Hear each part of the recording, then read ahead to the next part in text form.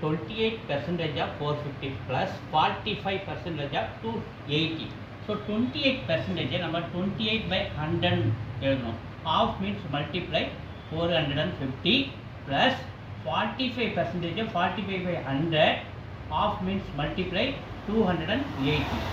ஓகேவா? இப்போ கேன்சல் பண்ண முடியுமா பாருங்க. இந்த 0 கேன்சல் பண்ணுறோம். 10 இருக்கு 5 டேபிள் வச்சா 2 டைம்ஸ், 45 5 டேபிள் வச்சா 9 டைம்ஸ், 2 டேபிள் அடிக்கிறோம் 1 டைம் 2 டேபிள் வச்சா 14 டைம்ஸ்.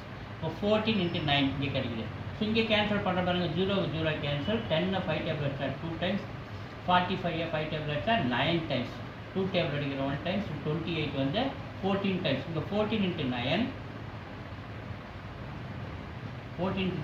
ப்ளஸ் இங்கே 9 into 14 கிடைக்குது. ஸோ ரெண்டுமே ஒரே ஆன்சர் தான் வரும். 9 4 36 மீதி 3 1 9 1 3 12. அப்போ 126 into 126. ஸோ ரெண்டுத்தையும் ஆட் பண்ணால் நமக்கு 252 கிடைக்குது.